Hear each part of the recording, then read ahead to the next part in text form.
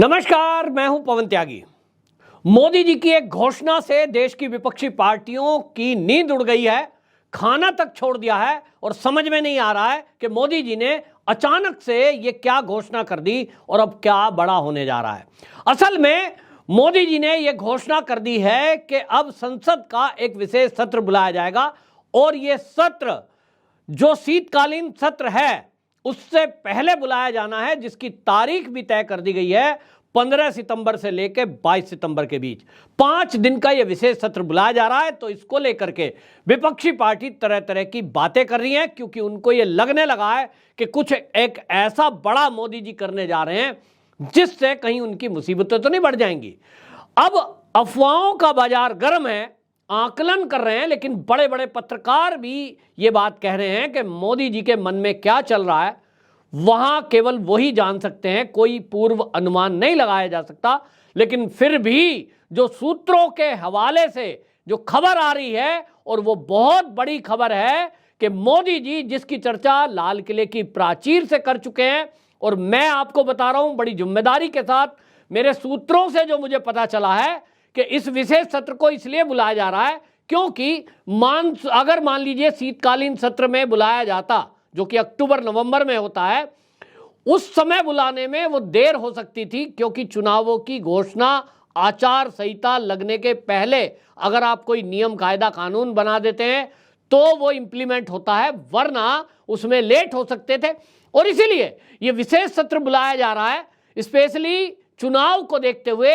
और अब जो अंदर से खबर आई है वो ये कि मोदी जी जिसकी चर्चा, जैसे मैंने कहा, लाल किले की प्राचीर से कर चुके हैं, उसको लेकर संसद में भी चर्चा हो चुकी है, और वो है एक देश एक चुनाव। जी हां, ये जो विशेष सत्र होने वाला है 15 सितंबर से लेकर 22 सितंबर तक, इसमें जो मेरे सूत्र हैं उनके अनुसार मोदी जी ये बड़ा एक बिल लाने वाले हैं जिसके अंदर ये घोषणा होगी कि इस देश के अंदर एक ही साथ लोकसभा और विधानसभा के चुनाव कराए जाएं।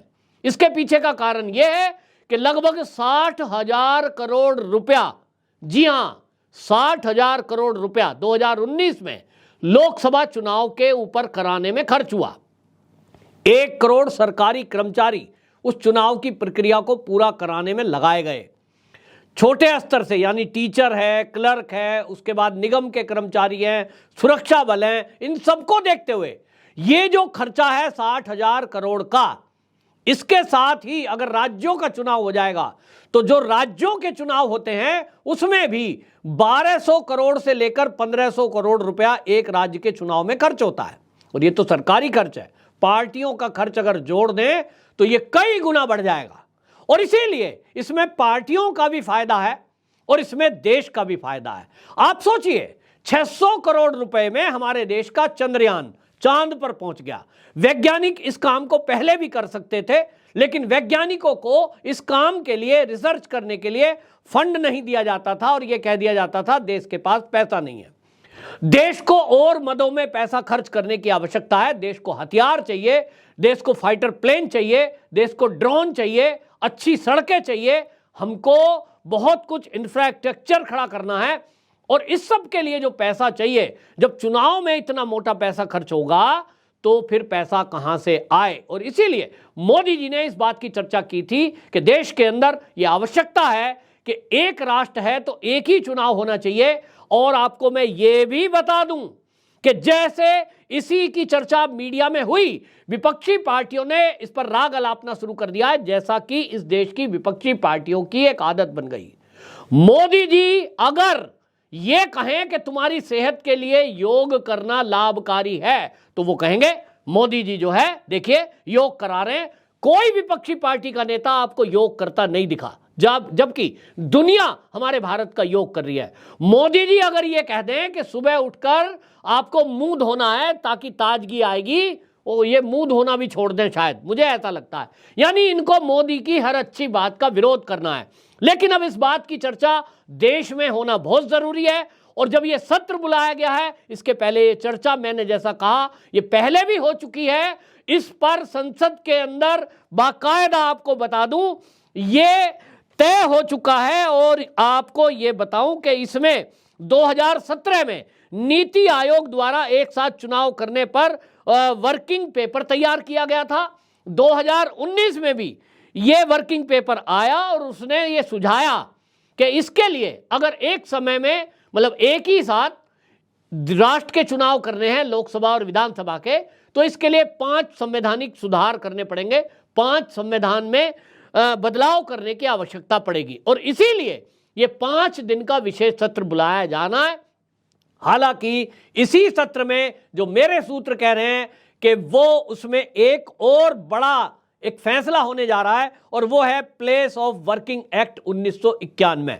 प्लेस ऑफ वर्किंग एक्ट 1991 में भी सरकार बदलाव कर सकती है, ऐसा सूत्रों के हवाले से खबर आ रही है। और यह है कृष्ण जन्मभूमि से जुड़ा हुआ मामला, क्योंकि वहां जो मस्जिद का विवाद चल रहा है उस विवाद में यह कानून कहीं ना कहीं रुकावट आ रही है और इस पर भी लेकर के मोदी सरकार की तरफ से एक फैसला लिया जाएगा, जिसके कारण आप देखेंगे कि पूरा विपक्ष इसका विरोध नहीं कर पाएगा। तो 2 बड़े मुद्दे हैं। सबसे पहले है एक देश एक चुनाव, और जैसा मैंने कहा 60,000 करोड़ रुपए लोकसभा के चुनाव में, और लगभग अगर आपको बता दें तो एक मोटे मोटे अनुमान के अनुसार 30 से 35,000 करोड़ रुपया विधानसभा चुनावों में खर्च होता है। पार्टियों का अलग अलग प्रचार, पार्टियों के लिए हेलीकॉप्टर और जो ये स्पेशल विमान लेकर चलते हैं प्राइवेट जेट, इन सब का खर्चा अगर जोड़ दें तो वो अरबों में बैठता है, जो देश ही का पैसा है। और इसीलिए सरकार के इस फैसले का स्वागत होता है। और ये भी आपको बता दूं कि ये केवल मोदी जी की सोच नहीं है, इसके पहले कांग्रेस के कार्यकाल में ये काम हो चुका है। और आपको ये भी बताऊं, मोदी जी 2014 के बाद से कई ऐसे मामले, कई ऐसे कानून संसद में लेकर आए हैं जो कांग्रेस ने कहीं ना कहीं चर्चा करने के बाद छोड़ दिए थे। यानी मोदी जी तो कहते ही हैं कि कांग्रेस का अधूरा काम मैं पूरा कर रहा हूं।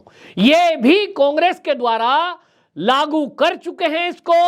1952 में पूरे देश में विधानसभा और लोकसभा के एक साथ चुनाव हुए थे, 1957 में एक साथ हुए थे, 1962 में एक साथ हुए थे और 1967 में भी विधानसभा लोकसभा के एक साथ चुनाव हुए थे।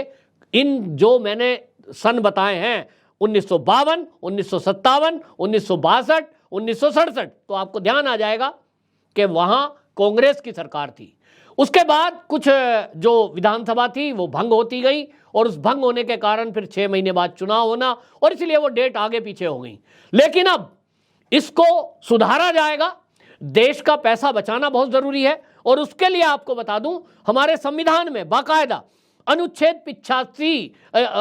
85 की धारा 2 है, इसके अंदर यह प्रावधान भीमराव बाबा साहब अंबेडकर ने लिखा हुआ है कि राष्ट्रपति जब चाहें लोकसभा को वो बर्खास्त कर सकते हैं, नए चुनाव के लिए वो कह सकते हैं। इसी तरह हमारे संविधान की अनुच्छेद 174(2) है, उसमें राज्यपाल को यह अधिकार दिए गए हैं कि वो विधानसभा को 5 साल का पहले ही, यानी 5 साल पूरा होने के पहले ही उसको भंग करके नए चुनाव के लिए कह सकते हैं। तो दोनों संविधान की धारा ये हमारे संविधान में है। ये राष्ट्रपति जी को और राज्यपाल जी को यह अधिकार दिया गया है कि वो इस चुनाव को राष्ट्रहित में पहले करा सकते हैं, 5 साल के पहले ये बोल सकते हैं। अब आप समझ रहे हैं कि इसका फर्क कहां पड़ेगा। अगर ये शीतकालीन सत्र में होता तो तब तक चुनाव आचार संहिता लग चुकी होती, जिन 5 राज्यों में चुनाव होने हैं। इसमें आप देख रहे हैं कि इसके अंदर राजस्थान है, मध्य प्रदेश है, उड़ीसा है, तेलंगाना है, ये कई राज्यों में चुनाव है, तो इन सब पर इफेक्ट पड़ता। और लेकिन अब जब ये चुनाव के लिए कानून बन जाएगा, विधानसभा लोकसभा ये सब भंग हो जाएंगी, उसके बाद राष्ट्रपति के अधिकार में क्षेत्र में और राज्यपालों के हाथ में ये अधिकार क्षेत्र में चीजें आ जाएंगी।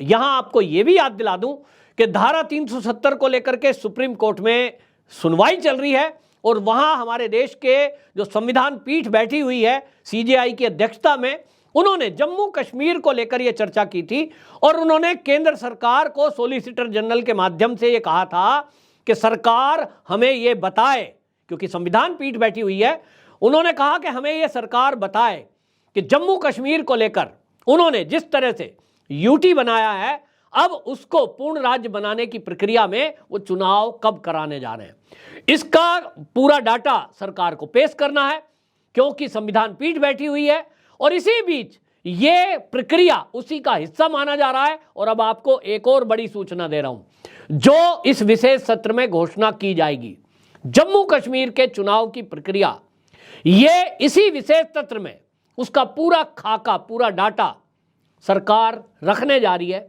और इसी विशेष सत्र में वो ये बताएगी कि पीओके में भी जो हमारे जम्मू कश्मीर का भाग है, वहां भी हम वो सीटें छोड़े हुए हैं। यहां आपको बता दूं कि वहां चुनाव की प्रक्रिया के लिए पीओके को लेकर भी बड़ी घोषणा होने जा रही है। और इस सब के बीच आपको यह भी बताता चलूं मैं कि ये जो है बदलाव करने के लिए जो बात की जा रही है, इस सब को लेकर मोदी सरकार का यह फैसला और इसके साथ प्लेस ऑफ वर्शिप एक्ट 1991, इसमें केंद्र सरकार बदलाव करने जा रही है। क्योंकि यह एक्ट आपको याद दिला दूं, उस समय आया था 1991 में, जब केंद्र में कांग्रेस की सरकार थी, बाबरी विवाद चल रहा था, पीवी नरसिम्हा राव देश के प्रधानमंत्री थे और उस समय क्योंकि केस चल रहा था, कांग्रेस ने बड़ी होशियारी से एक विशेष धर्म के लोगों को संतुष्ट करने के लिए यह एक्ट लाया। और उसमें क्या लिख दिया? उसमें लिख दिया 15 अगस्त 1947 से पहले अस्तित्व में आए किसी भी धर्म के पूजा स्थल को किसी दूसरे धर्म के पूजा स्थल में नहीं बदला जा सकता। यदि कोई ऐसा करेगा तो 3 साल की सजा और जुर्माना भी लगेगा। यानी सरकार भी नहीं कर सकती, आम व्यक्ति भी नहीं कर सकता। और ये कांग्रेस ने तुष्टीकरण के कारण, केवल मुस्लिम तुष्टीकरण के कारण इस एक्ट को लाकर देश के कई मंदिर जिनका पुनर्निर्माण होना बहुत जरूरी था, क्योंकि हमारे देश में जो आक्रमणकारी आए थे उन्होंने हमारे मंदिरों को ध्वस्त किया था, लेकिन कांग्रेस नहीं चाहती थी कि वो मंदिर वापस से बने, जिनको तोड़ दिया गया या जिनको मस्जिद में परिवर्तित कर दिया गया। अब इस एक्ट को सरकार लाकर दूर की कौड़ी खेल रही है। अब आप ही बताइए, क्या ये एक्ट नहीं आना चाहिए? हर मंदिर को लेकर के कोर्ट में जाते हैं और हर मंदिर में जाते ही मामला उलझता है। हालांकि आपको बता दूं, उस समय पीवी नरसिम्हा राव की सरकार में इसमें जो प्लेस ऑफ वर्शिप एक्ट 1991 है, इसमें बाबरी मस्जिद को यानी राम जन्मभूमि मस्जिद विवाद को लेकर के इसमें धारा 5 जोड़ी गई और उस धारा 5 में कह दिया था कि राम जन्मभूमि मामले संबंधित में ये जो मुकदमे चल रहे हैं उस पर ये इंप्लीमेंट नहीं होगा। यानी केवल राम मंदिर को छोड़ दिया गया कि भाई क्योंकि ये तो विवाद पहले से चल रहा है, 500 साल पुराना विवाद है, कोर्ट में मैटर है, इसको छोड़ देते हैं, पर बाकी किसी में बदलाव नहीं हो सकता।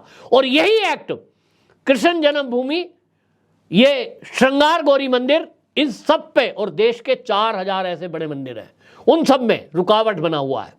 मोदी सरकार इसी विशेष सत्र में इस एक्ट को लाकर सभी हिंदुओं की आस्था का सम्मान करने जा रही है और सभी देवी देवताओं को ये एक तरह से उनकी तरफ से आहुति है, उनकी तरफ से एक भेंट है। जब ये मंदिर निर्माण होंगे, देवी देवताओं का पूजा पाठ फिर से शुरू होगा, सोचिए इस देश का क्या होगा। और इस देश की, हमारी सबकी हिंदुओं की आस्थाओं का जब इस तरह का सम्मान होगा, तब फिर आने वाले चुनाव में कौन सरकार बनने जा रही है, आप भी बताइए।